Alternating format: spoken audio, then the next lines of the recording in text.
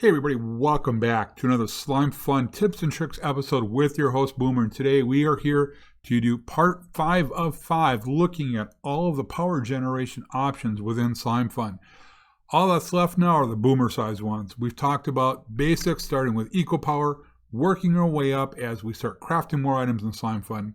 But today, these are the end game ones. These are the ones that I start my bases out to build for, so that when I'm ready, I have the power needed. Let's dive right in.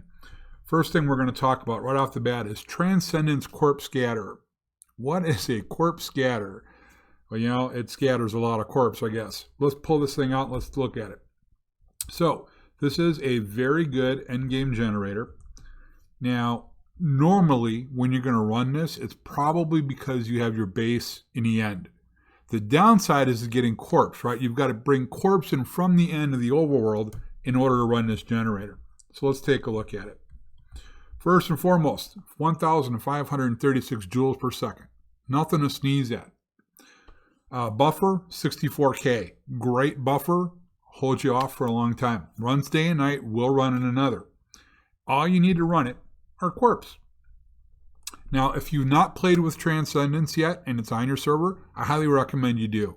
In-game, you can do /TE space guide, and that will pull up all the information that you're going to need in addition to what's in the guide. I just happen to have found 64 corps lying in the end, and we're going to plug these things in. Now, the downside to corps, as you can see, is they don't last long, right? You've got to be able to collect one. Now, the guide says every second, but you have that slight amount of time for it to reset. So really, one corp is going to last you about 2 seconds. And as you can see, we're getting more and more power. We're working up towards that 65K buffer.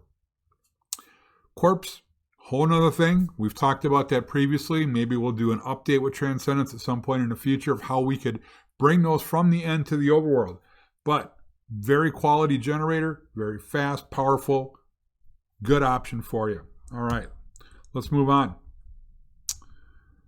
You had to know Infinity Expansion was going to be a lot of this episode, right? We're going to talk about the advanced Netherstar Reactor. So let's grab everything that's in here. First and foremost, we need to build this just as if we were building a nuclear reactor. You need a solid water source. It can't be streaming water. It's got to be source block water. Otherwise, your generator is going to go boom when you power it up. So we're placing it in the water, and we're also going to put our access port 3 blocks up, just like you do for a nuclear reactor. Okay, now we're going to make sure that it has detected it. There we go. We've got it detected. We'll go ahead and put in our coolant cells first. On this side, please. Thank you very much. All right, and now let's start the reactor up. And we should be producing power. Oh, I ain't got to put a power regulator down. My bad. There we go. All right, so we are producing power. We're good to go. This runs solely on Netherstars.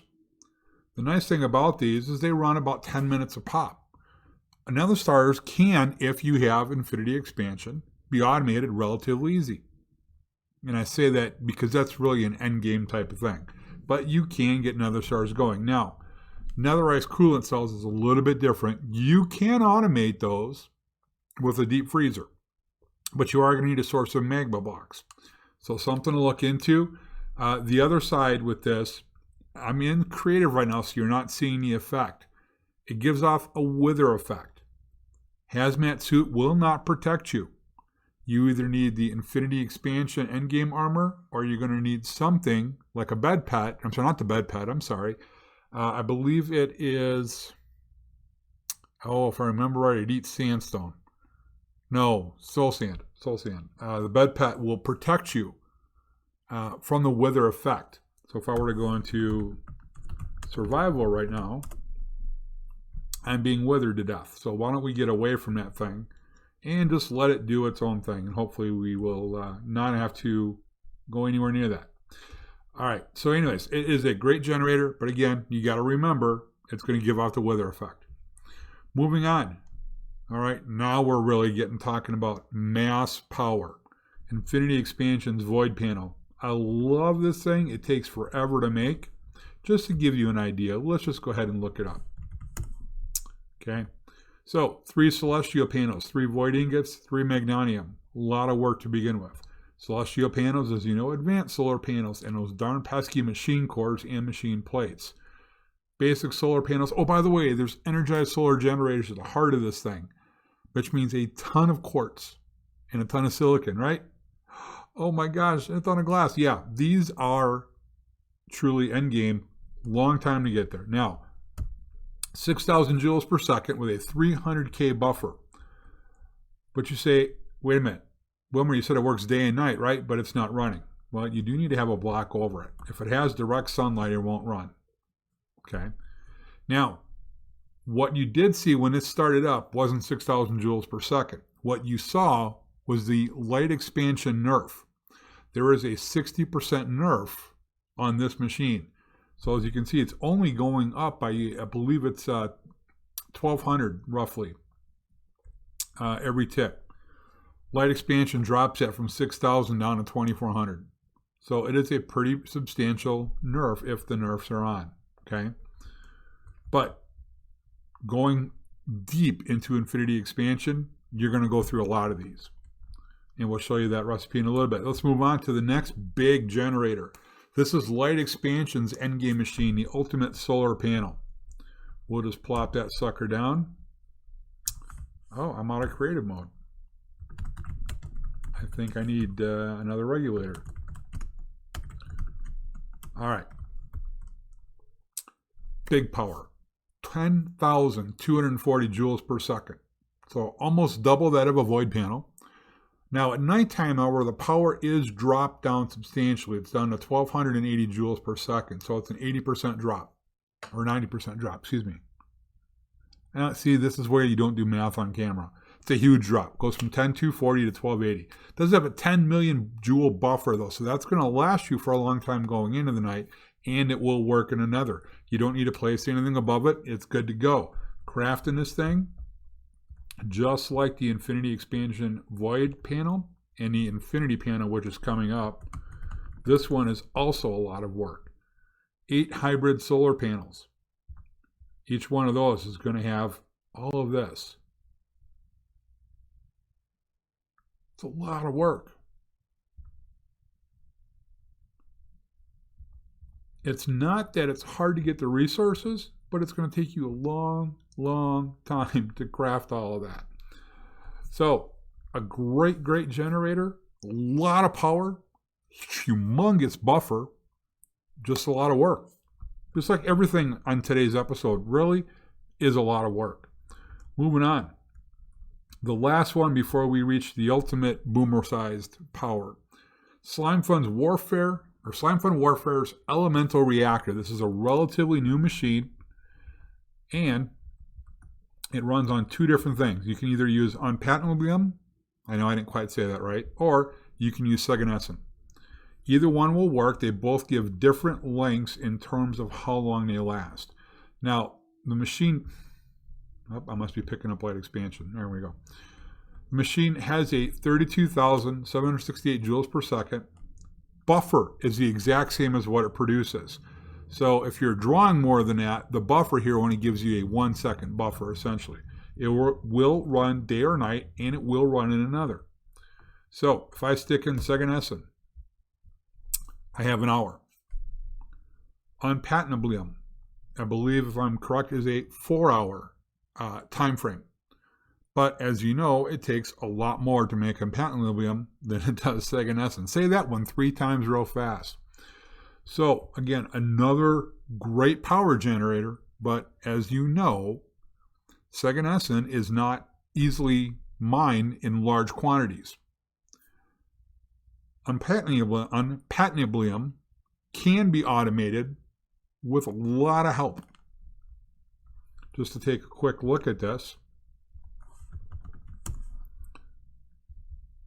Okay, Seganescent. So, you know, if you're almost better off just getting the Seganescent. You could automate this if you had tons of Seganescent, but if you have tons of Seganescent, it takes 6 of them to get one of these, not to mention, oh, wait a minute, now we got to go meteorite mining again for osmium.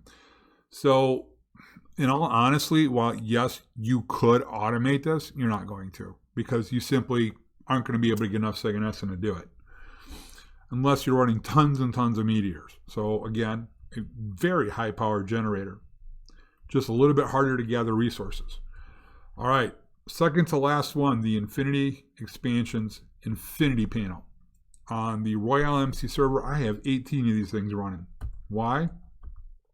Because it draws 120,000 joules per second. If I take one out of my base, I actually start losing power. So I need all 18 of them running. Has a 6 million joule buffer, which is beautiful, runs day and night and in another. It takes, to craft this, right? It takes 12 void panels, or 6 void panels, 12 celestial panels, and a whole ton of void ingots and infinite ingots. It's a big, long process. Definitely worth it for the end game user. Like I said, I'm running 18 of these things. Why? Because I didn't have infinity ingots fully automated at the time, so I just kept making these. So, by the way, light expansion does nerf this one, drops it down to 40,000 joules per second. So it's a 2/3 drop. Real quick, I do want to pull up the Infinity workbench on this just to show you this recipe if you have not seen it or if you're not familiar with it yet. Workbench recipes, let's see here. Here we go. So 12 celestial, 6 void, 14 infinity ingots, 2 machine core, and 2 machine circuits, which are full of void, infinity, and machine circuits. All right, finally, my ultimate goal, the Infinity Expansions Infinity Reactor. This thing is crazy. 240,000 joules per second. Has a 120 million joule buffer. Runs day and night, runs in another. And its fuel source are void ingots and infinity ingots.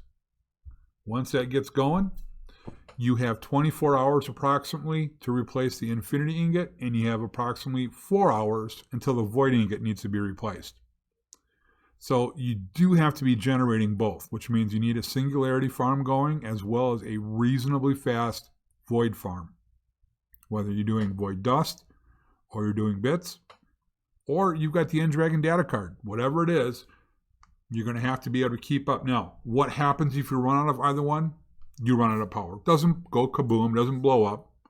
But to lose 240,000 joules per second, I'm pretty sure even on my base, would bring everything to a screeching halt.